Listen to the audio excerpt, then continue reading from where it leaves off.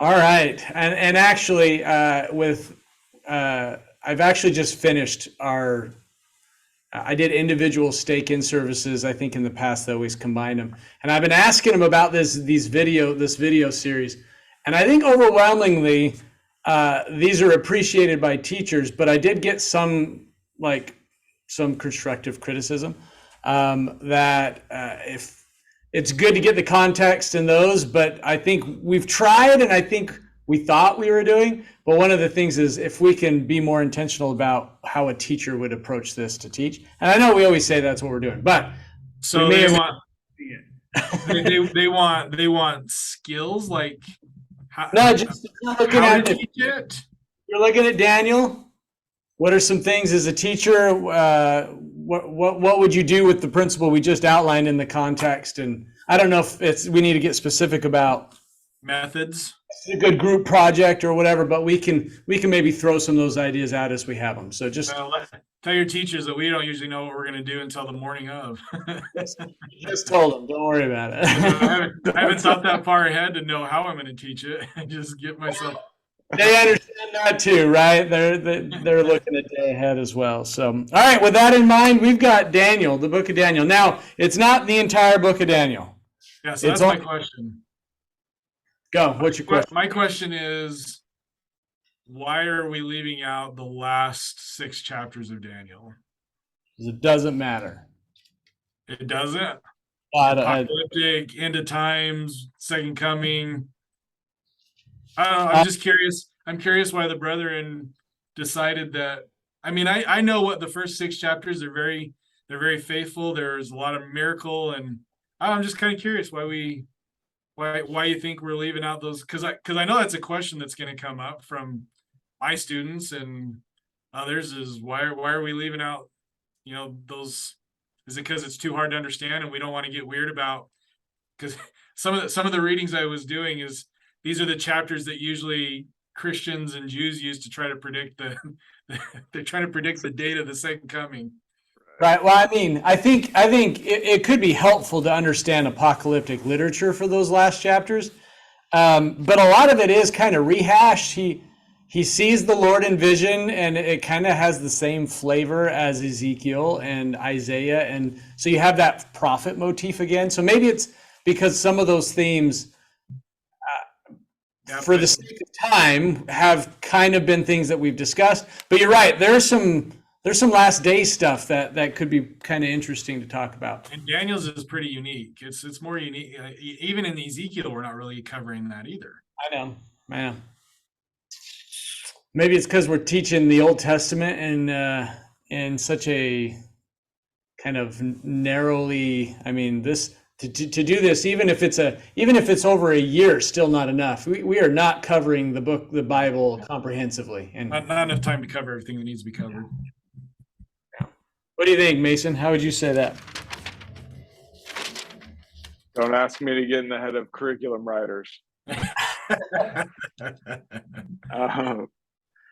No, I think that's probably it. You gotta choose where you're gonna go. I mean, I think a helpful way to think about teaching scripture is not in kind of going line by line and picking up random bits of truth. I think a helpful way is to think about it like like a map, and navigating using a map to navigate. And if you're going out in the wilderness and you're trying to lead a group through the wilderness, you want the right kind of map. You want a topographical map to show the contours of the land, so that you don't try and take a direct route and hike into a canyon or something like that, right? And with that means that we're not going to climb every hill, and we're not going to go down every random canyon or every random trail. We're just trying to, at this point, we're just trying to lead our students to water, right? And so if we can have a sense of the topography of the text, right, and what the author's trying to do and what are the main features, then then we get to be the guides to get them to the point of the text. And I think, like you said, there's just not enough time to teach the Old Testament. We're not going to master the Old Testament or the New Testament or whatever in 1 year. So we're trying to lead them to water, I think. That's a good segue, though. So we could spend tons of time checking out the different canyons of that is the book of Daniel. So let's lead them to water. What would you say are some major themes to kind of spend the majority of our time? We have another doctrinal mastery. So where would you spend your time in the book of Daniel? For me, I think especially these first 6 chapters, you got to understand that they're really just these little vignettes, these little stories about Daniel and his friends living in the king of Babylon's court. And the whole point of whatever the author is trying to demonstrate, he's trying to demonstrate the power of covenant faithfulness. That's one thing that we see over and over again. Daniel and his friends keeping the food laws, Daniel and his friends refusing to worship idols, and then being faced with impossible circumstances like being thrown into a fiery furnace or a lion's den or whatever it might be. And every time they keep their covenants in behalf of Israel, really, because they're representing Israel in that court, it not only blesses Israel, it also blesses Babylon. And so they're not only faithful to their covenants, but you'll see they have this disposition toward the king of Babylon that they're just trying to help things go right. And in that way, they're kind of the, if you're giving a how-to guide on how to be a faithful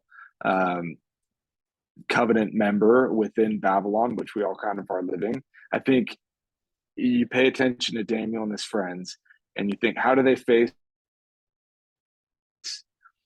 people that believe differently than them and threaten them time and time again, and they respond with faith in God and with loving kindness toward everybody that they interact with. So I think that's one of the major themes that you're going to look for. I think the other thing is that God is in history. God is, his influence is throughout history.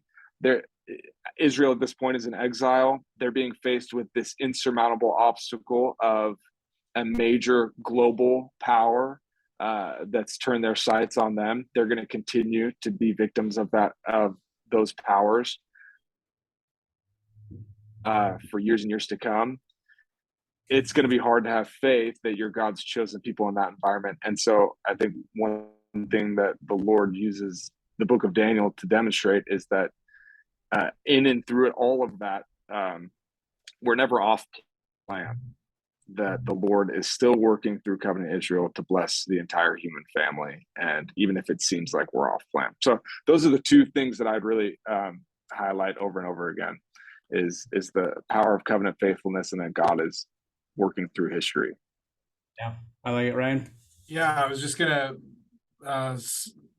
kind of build on that. There's this, and Ezekiel kind of does this too. There's this kind of prevailing question among the exiled Jews, and it's this idea of Israel's God has somehow suffered a defeat, and there can be this temptation to think that somehow the Babylonian gods or the Assyrian gods, or and this is a story throughout the entirety of the Old Testament, is which God really is the supreme, which one has sovereignty, which one's going to win out. And the question that the Babylonian exiled Jews are asking is, well, I mean, does this mean that our God isn't the most powerful? Else, why would we be in this situation?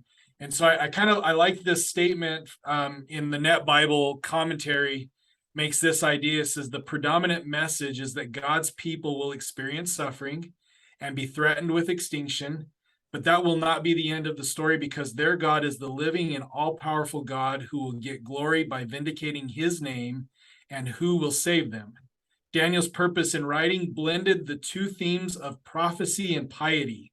He wrote first to show God's future program for the nation of Israel, which is what Mason was kind of talking about there, during and after the times of the Gentiles. And second, he wrote to show that the believers' present response should be as they await the coming kingdom of God.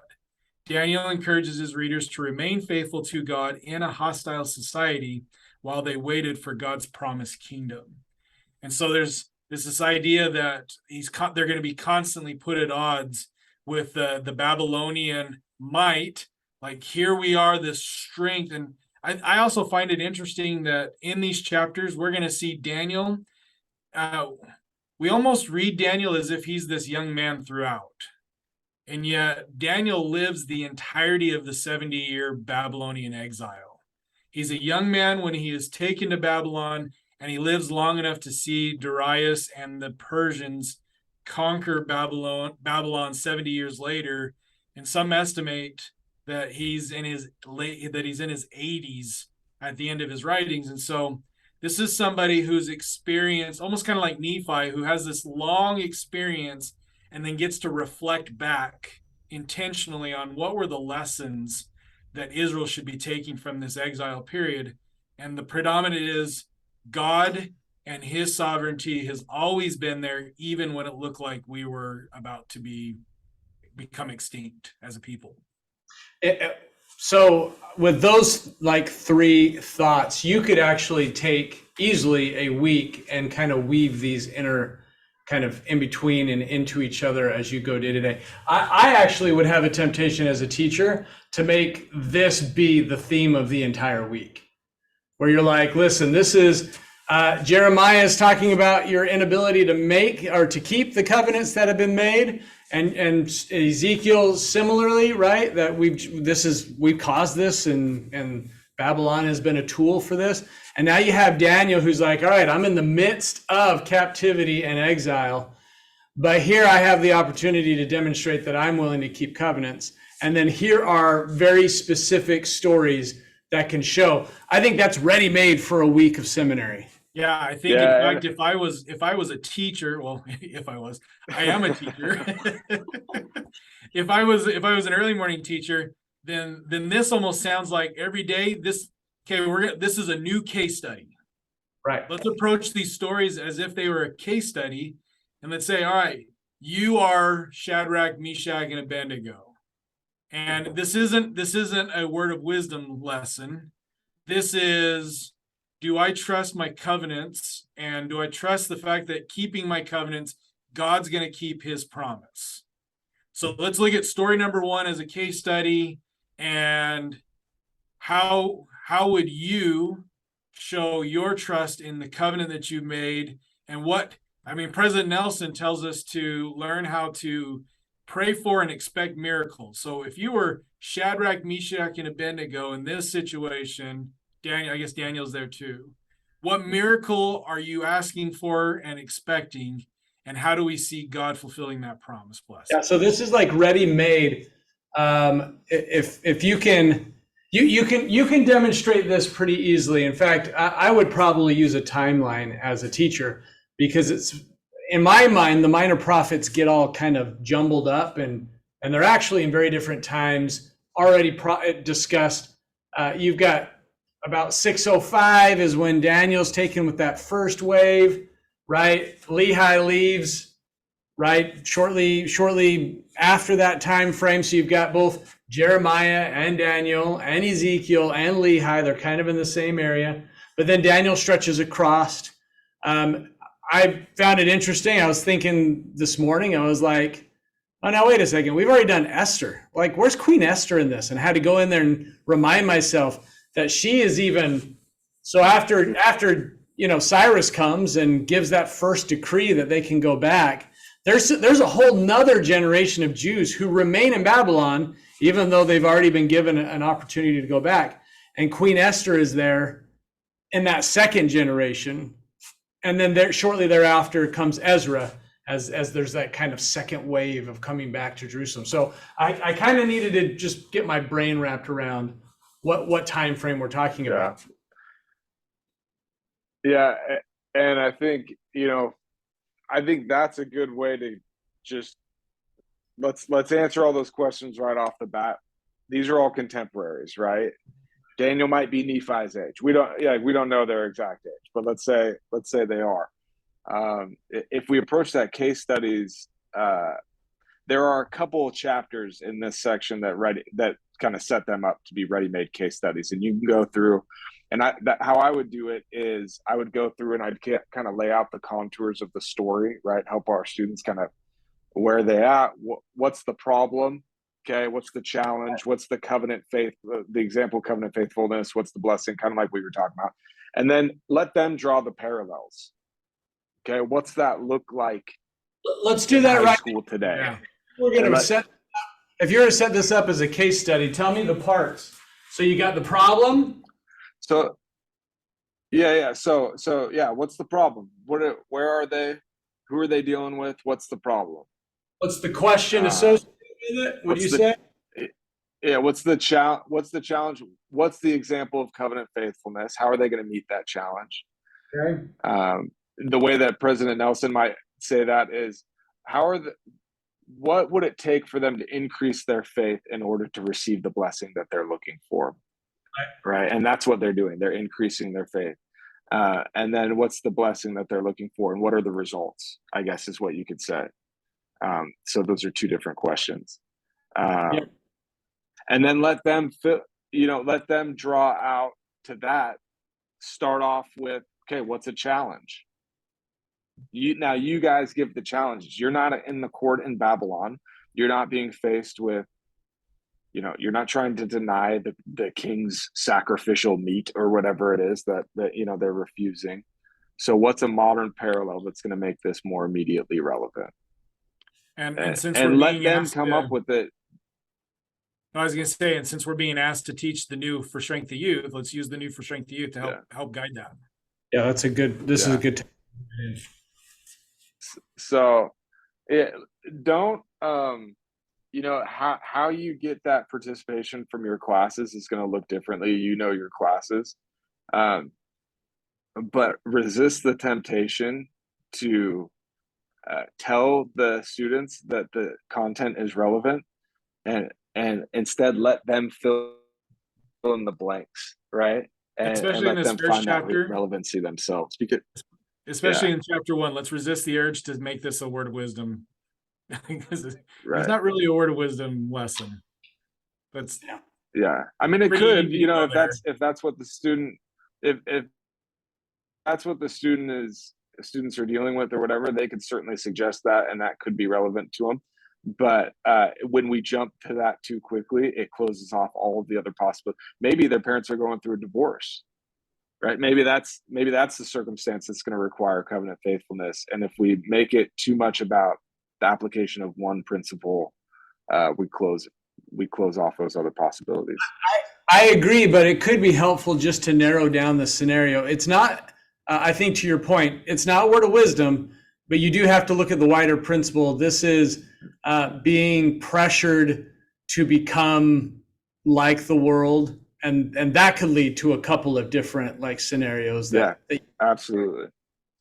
Whereas, and you can pre-write those up too. Yeah. I mean, there's more strength when it comes from the students than if I, as a teacher, kind of pre-write those. But some people like to have that because they're still kind of they worry about having students free reign, right? So I think there are a couple of days that set up for that, and I think the students will respond to that in a couple of days. But every day of case studies for me, if I'm a student, can feel tedious. Right? It can kind of feel like the one trick a little bit. Chapter 2, I don't think works very well for a case study as much. There is a little bit. I mean, Daniel's facing a challenge. The king's had a dream.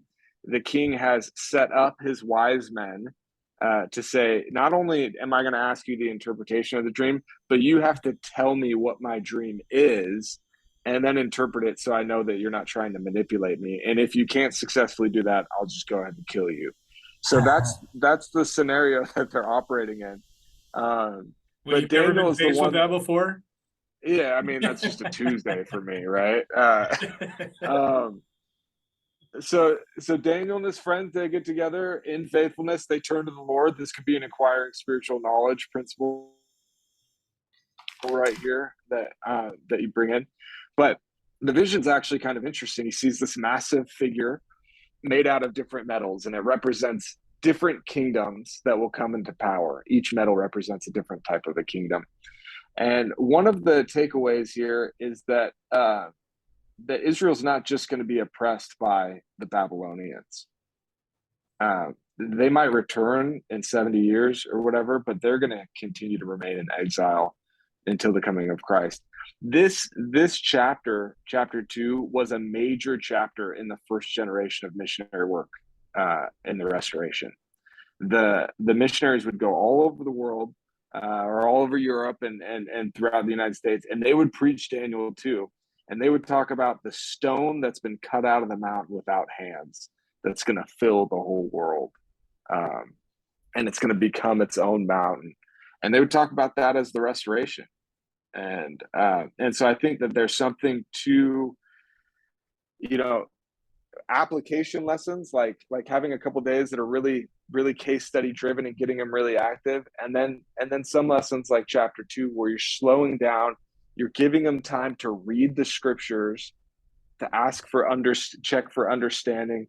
Okay, let's understand what's being said here. Why might Joseph Smith send out missionaries with Daniel chapter 2 to preach the message of the Restoration, to invite people to read the Book of Mormon? What is Joseph Smith seeing in Daniel chapter 2 that would be relevant for us?